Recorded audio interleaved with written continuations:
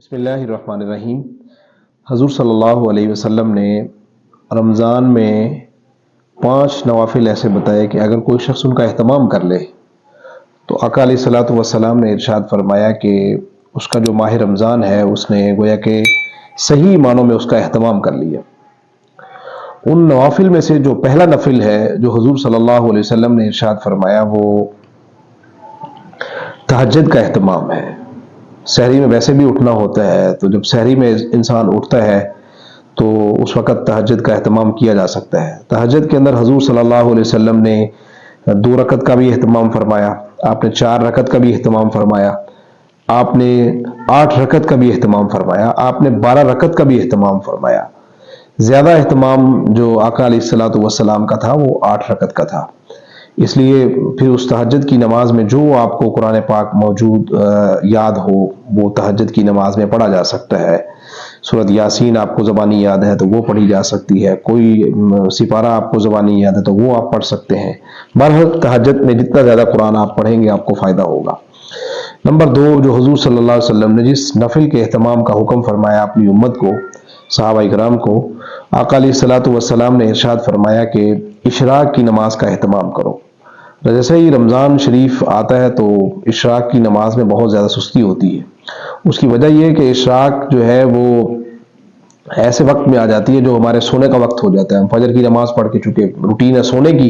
تو ہم لوگ سو جاتے ہیں، تو اشراق کی نماز ہم نہیں پڑھتے۔ حالانکہ حدیث میں آتا ہے کہ رسول اللہ صلی اللہ علیہ وسلم نے ارشاد فرمایا جو آدمی اشراق کی نماز پڑھے گا، رسول اللہ صلی اللہ علیہ وسلم نے ارشاد فرمایا کہ اس کو 2 حج اور عمرے کا ثواب ملے گا۔ اب رمضان میں آپ اس کو 70 کے ساتھ ضرب دے لیں کہ جو آدمی اشراق کی نماز پڑھ رہا ہے تو وہ 1 اشراق کی نماز پڑھے گا تو اس کو 70 عمروں کا اور 70 حج کا ثواب ملے گا۔ تو یہ کتنی بڑی فضیلت ہے جس سے ہم محروم ہو جاتے ہیں اور اس کی طرف ہمارا دھیان نہیں جاتا۔ اور تیسرے جو نوافل ہیں جس کی طرف حضور صلی اللہ علیہ وسلم نے توجہ دلائی اپنی امت کی، صحابہ کرام کو اس کے پڑھنے کا حکم فرمایا، وہ چاشت کی نماز ہے۔ چاشت کی نماز ایسی صحت کے لیے بہت مفید ہے۔ اگر کوئی انسان چاہتا ہے کہ میری صحت اچھی ہو، میں تندرست و توانا رہوں، میں بوڑھا ہو جاؤں، میری صحت ٹھیک ہو، تو اللہ کے نبی صلی اللہ علیہ وسلم نے روحانی طور پر اس کو پڑھنے کے لیے چاشت کی نماز بتائی۔ رسول اللہ صلی اللہ علیہ وسلم نے ارشاد فرمایا جو انسان کے جسم ہے جب وہ صبح اٹھتا ہے تو اس کے 360 جوڑ ہیں۔ آقا علیہ الصلوۃ والسلام نے ارشاد فرمایا ہر جوڑ کے اوپر اللہ نے صدقہ واجب قرار دیا ہے، صدقہ کہ ہر جوڑ کا تم صدقہ دو۔ اگر کوئی انسان صدقہ نہیں دے گا ہر جوڑ کا تو فرمایا اس کی صحت بگڑنا شروع ہو جائے گی۔ یہ نبی علیہ الصلوۃ والسلام نے تو ارشاد نہیں فرمایا، میں اپنی طرف سے بات کر رہا ہوں کہ صحت جو ہے وہ اس کی تندرست نہیں رہے گی، اس کو صحت میں پریشانیوں کا سامنا رہے گا۔ تو پھر رسول پاک صلی اللہ علیہ وسلم نے ارشاد فرمایا کہ جو چاشت کی نماز ہے، یہ اس نماز کے اوپر اللہ کے نبی نے اس کی فضیلت بیان کی کہ اگر کوئی انسان ایسا ہو کہ اس کی سمندر کی قطروں کے برابر اس کے گناہ ہوں، سمندر کی جھاگ کے برابر اس کے گناہ ہوں، فرمایا اگر وہ چاشت کی نماز کا اہتمام کرے تو اللہ رب العزت اس نماز کی پڑھنے کی برکت سے اس کے سارے گناہ معاف کر دیں گے۔ اور یہ چاشت کا جو وقت ہے یہ عام طور پہ آج کل جو شروع ہوتا ہے 10 ساڑھے 10 بجے کے لگ بھگ اس کا وقت شروع ہوتا ہے، اس لیے ہمیں چاشت کا بھی اہتمام کرنا چاہیے۔ تو جو اشراق کا وقت ہے وہ فرمایا کہ فجر کی نماز کے تقریباً پونے گھنٹے بعد شروع ہو جاتا ہے، تو اس وقت میں ذکر و اذکار میں مشغول رہیں، اس کے بعد پھر اشراق کی نماز پڑھیں، اس کے بعد بے شک آرام کریں۔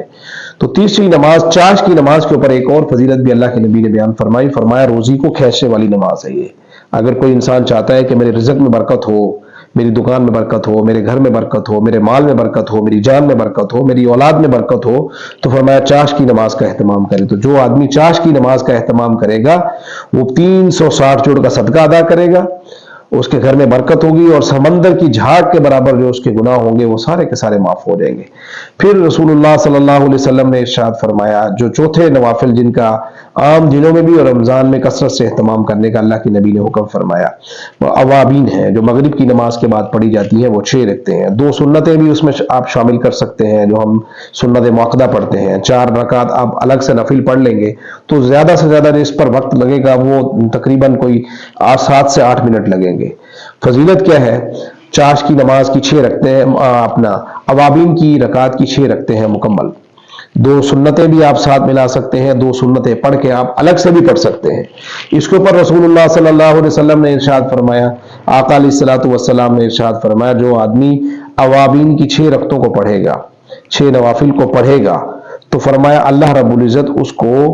12 سال کی عبادت کے برابر اس کو ثواب عطا کریں گے۔ آپ اس کو رمضان کو ضرب دے لیں، چونکہ ایک نیکی رمضان میں 70 کے برابر ہوتی ہے، تو ماشاءاللہ جب اس کو آپ 12 کے ساتھ ضرب دیں گے تو یہ نیکیاں کہاں سے کہاں پہنچ جائیں گی۔ اس لیے ہم سب کو چاہیے کہ رمضان المبارک کے مقدس مہینے میں بھی ان کا احترام کریں، اشراق کا بھی، اور چاشت کی نماز کا بھی، اوابین کا بھی، تہجد کا بھی، اور آخری نماز جس کی طرف اللہ کے نبی صلی اللہ علیہ وسلم نے توجہ دلائی، حضرت ابن عباس رضی اللہ تعالی عنہ کو اللہ کے نبی پاک صلی اللہ علیہ وسلم کے چچا ہیں، آپ نے ارشاد فرمایا،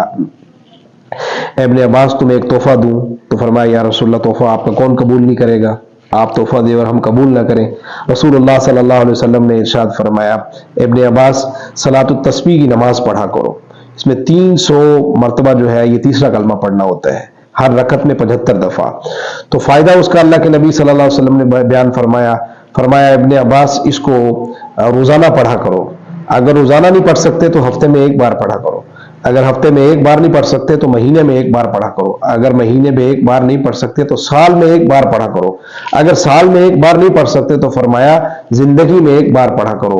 اور فضیلت اس کی بیان کی، فرمایا ابن عباس وہ گناہ جو تم سے چھوٹے ہو گئے یا بڑے ہو گئے، چھپ کے ہو گئے،